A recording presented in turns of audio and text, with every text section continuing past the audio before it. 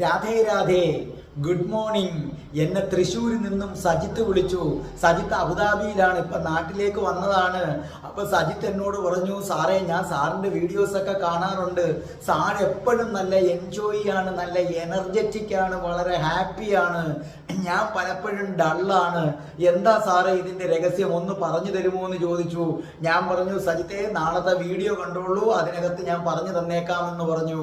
നോക്കൂ, എന്നെ സംബന്ധിച്ചിടത്തോളം ഞാൻ എപ്പോഴും ഹാപ്പിയാണ്, അതിനകത്ത് സംശയമൊന്നുമില്ല. ഞാൻ ഓൾവേസ് ഹാപ്പിയാണ്.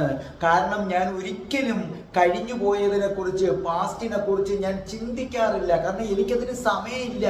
ഞാൻ ഇപ്പൊ കിട്ടിയ ഈ സമയം ആട്ടിച്ച് പൊളിച്ച് ആസ്വദിച്ചുകൊണ്ടിരിക്കുകയാണ്. നോക്കൂ, നമ്മൾ ടൂറിന് പോകുന്നു, സുഹൃത്തുക്കളും ഒക്കെ ഒത്ത് പാട്ട് പാടി ഡാൻസും കളിച്ചു പോവുകയാണ്, അങ്ങനെ ആട്ടിച്ച് രസിച്ചു പോവുകയാണ്. ആ സമയത്ത് ആരെങ്കിലും കഴിഞ്ഞതിനെ കുറിച്ച് ചിന്തിക്കുമോ?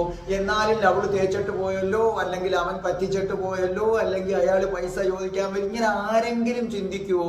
കാരണം എന്തുകൊണ്ട്? ആ സമയം നിങ്ങൾ പ്രസന്റ് എൻജോയ് ചെയ്യുകയാണ്. ടൂറിന് പോകുന്ന സമയത്ത് പാട്ടുമിട്ട് എല്ലാവരും കൂടെ ഡാൻസ് ചെയ്യുമ്പോൾ നിങ്ങൾ സകലതും മാറ്റി വെച്ചിട്ട് പ്രസന്റ് എൻജോയ് ചെയ്യുകയാണ്. പ്രസന്റ് എൻജോയ് ചെയ്യുന്ന ഒരാൾക്ക് പാസ്റ്റിനെ കുറിച്ച് ചിന്തിക്കാൻ സമയമില്ല. പ്രസന്റിൽ ഓരോന്നോർത്ത് ദുഃഖിക്കുന്നവരാണ് പാസ്റ്റിനെ കുറിച്ച് ഓർക്കുന്നത്. നോക്കൂ, ഞാൻ കുളിമുറിയിൽ ഒന്ന് തെന്നി വീണു, ആ നിമിഷവും ഞാൻ അങ്ങ് ആസ്വദിച്ചു.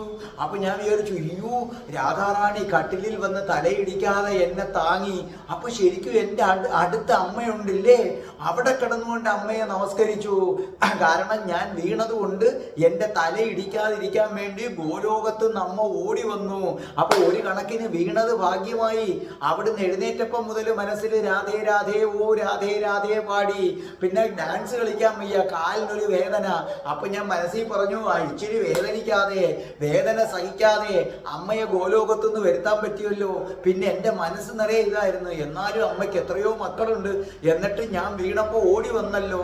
അതാലോചിച്ചപ്പോ എൻ്റെ കണ്ണ് നിറഞ്ഞു. കണ്ടോ, നിങ്ങളാണെങ്കിലോ, അയ്യോ ഞാനൊന്ന് ശ്രദ്ധിക്കേണ്ടതായിരുന്നു, ഇനിയിപ്പോ എന്ത് ചെയ്യും, 3 ആഴ്ച ബാൻഡേജ് ചുറ്റി കിടക്കണം, ഒറ്റയ്ക്കാണല്ലോ, ആഹാരം എന്ത്? ഞാനതല്ല ചിന്തിക്കുന്നത്, എൻ്റെ അമ്മ ഇവിടം വരെ വന്നല്ലോ, ഞാൻ എന്ത് ഭാഗ്യവാനാണ്. പിന്നെ ഞാൻ ഭാവിയെ കുറിച്ച് ചിന്തിക്കുന്ന പ്രശ്നമേ ഇല്ല. നിങ്ങൾക്കറിയുമോ, എന്ന് ഞാൻ ഉറങ്ങാൻ പോകുമ്പോൾ പറയും, അമ്മേ നാളെ ഉണരാൻ അമ്മ അനുഗ്രഹിക്കുമെങ്കിൽ കാണാം, അല്ലെങ്കിൽ നമുക്ക് ഗോലോകത്ത് വെച്ച് കാണാം. നാളെ ഉണരുമെങ്കിൽ മാത്രം നാളെയെ കുറിച്ച് ചിന്തിച്ചാൽ മതി. ഞാൻ ഒന്നും ഗൗരവമായിട്ട് എടുക്കാറില്ല.